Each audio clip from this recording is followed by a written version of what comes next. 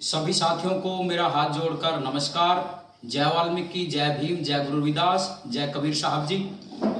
साथियों, मैं शिव कुमार सिसला, राष्ट्रीय अध्यक्ष अखिल वाल्मीकि महापंचायत। साथियों, आज 10 अप्रैल है।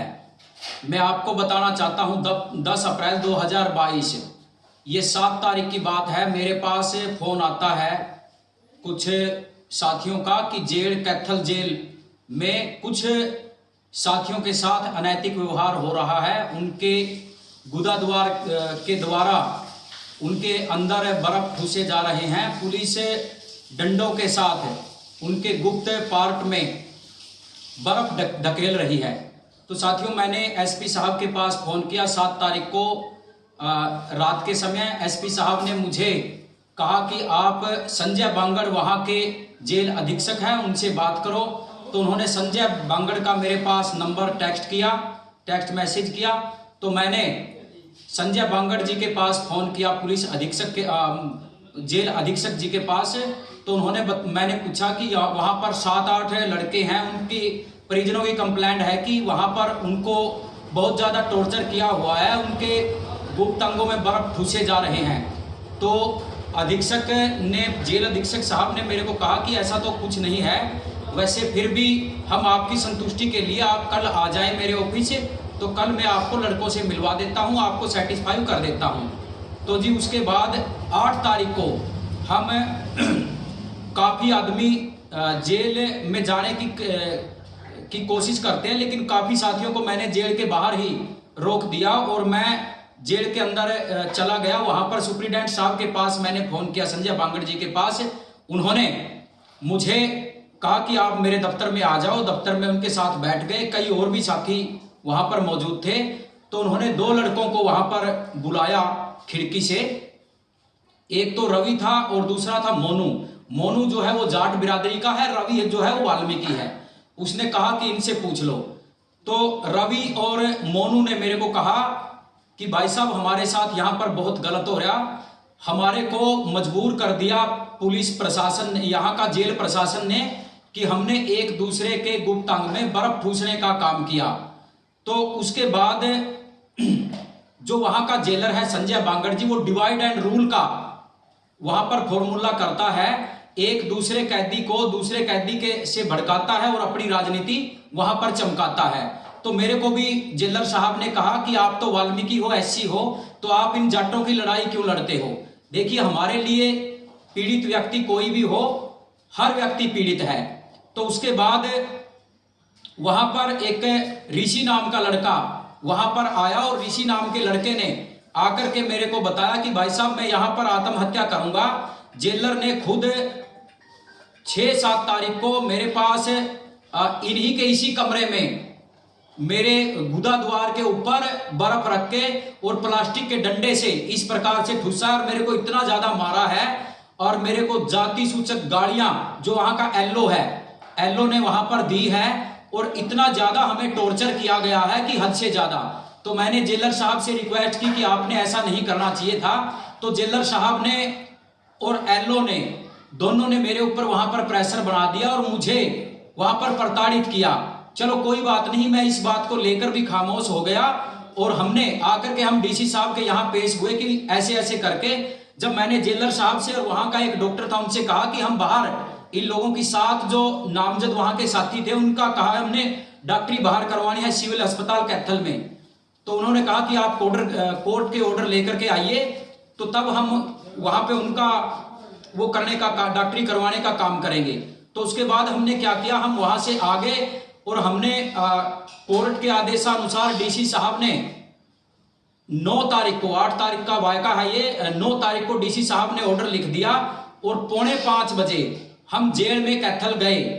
मैं और 1-2 साथी मेरा और था, क्योंकि 8 तारीख को हमारे साथ कोई धरना प्रदर्शन नहीं था, कुछ नहीं था। हम 2-4 आदमी ही थे अकेले, पीड़ित परिवार वाले और मैं।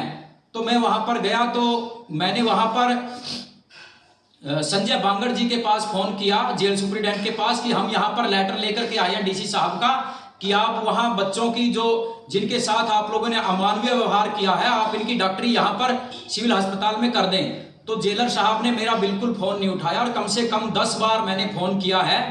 तो मैंने डीसी साहब के पीए रमेश जी के पास मैंने फ़ोन किया कि रमेश जी ऐसे ऐसे करके मेरा फ़ोन नहीं उठा रहे और ना ही हमें अंदर बुला रहे हैं।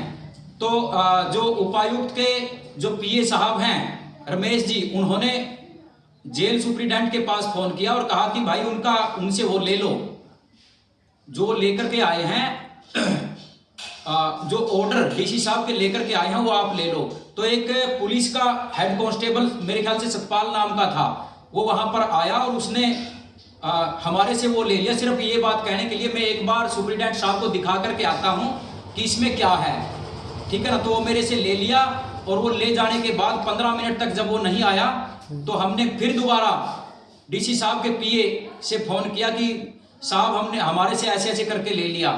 तो रमेश जी ने कहा कि भाई साहब हमारी बात जो यहाँ के जेलर साहब से हो गई, उन्होंने आदमी भेज दिया और आपका वो ले लिया, आप चले जाएं। अब लीगल रूप से आपकी जो जिन लोगों के लिए आपने जो ये मांग की है उन लोगों के लिए उन लोगों ने उन लोगों की डॉक्टरी हो जाएगी। तो हम वहां से चल दिए। तो लगभग 7:30 बजे के आसपास वहां उनकी डॉक्टरी होती है, जैसे वो हमारी नॉलेज में नहीं थी। लेकिन आज सुबह हम देखते हैं कि मेरे खिलाफ कैथल सिटी थाने में जो जेलर संजय बांगड़ जी हैं, उन्होंने मेरे खिलाफ मुकदमा दर्ज करवाया है कि मैंने उनके साथ वहां जाकर उसको जान से मारने की धमकी की है जेल में जाकर, जबकि उनके लीगल रूप से मैं वहां पर गया हूं और उनके साथ वहां पर उन्हीं के दफ्तर में मेरी बातचीत हुई थी। लेकिन जब मैंने 8 तारीख को मैं जेलर साहब से मिला तो उन्होंने 8 तारीख को ही मेरे खिलाफ FIR क्यों नहीं करवाई, जबकि मैं सुबह 9-10 बजे उनके पास पहुंच गया था। तो फिर कल 8 बजे करनाल जेल से भी कुछ मुलाजिमों को जेलर ने बुलाया है और जेलर ने उनके ऊपर पीड़ित परिवार के लड़कों के ऊपर दबाव डलवाने का काम किया है कि आप अपना मेडिकल मत करवाओ।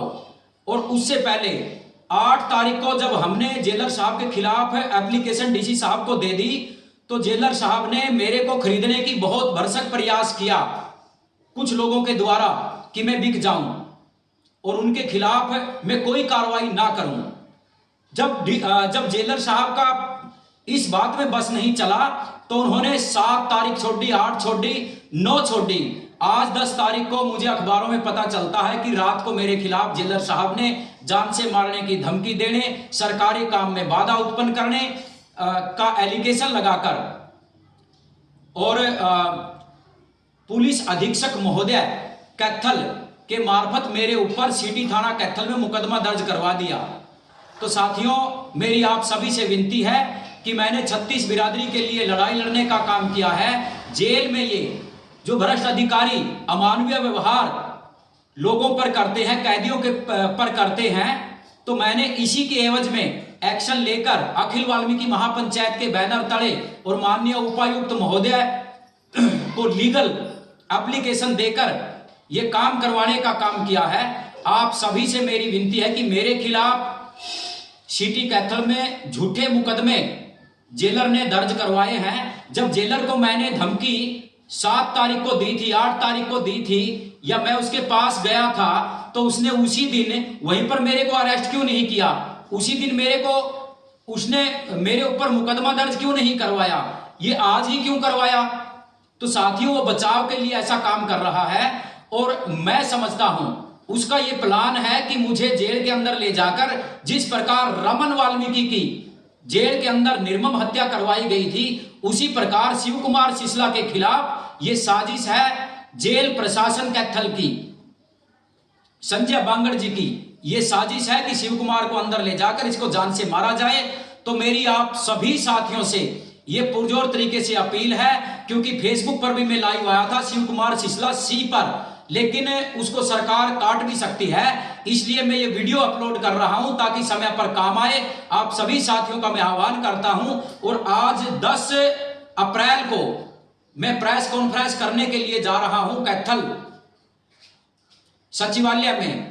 आप सब साथियों से मेरी हाथ जोड़कर विनती है कि ये लड़ाई अब आप सभी की है। आप सभी साथी इस लड़ाई में पुरजोर तरीके से साथ दें। आप सभी का दोस्त, आप सभी का साथी शिव कुमार सिसला। और मैं आप लोगों को एक विश्वास दिलाता हूं कि मैं जिंदा रहूं या ना रहूं, लेकिन ये लड़ाई हमेशा जिंदी रहनी चाहिए। जो दलितों के प्रति, गरीब किसानों के प्रति, वंचितों शोषितों के प्रति जो मुहिम अखिल वाल्मीकि महापंचायत दलित अधिकार संघर्ष समिति ने चलाई है, वो मुहिम कभी भी रुकनी नहीं चाहिए। तो साथियों, आप सभी से मेरी यही पुरजोर अपील है, जो भी साथी मेरी आवाज सुने, मेरा कॉन्टैक्ट नंबर है 8707 94501 और मेरा व्हाट्सएप का नंबर है 94 682 29 658।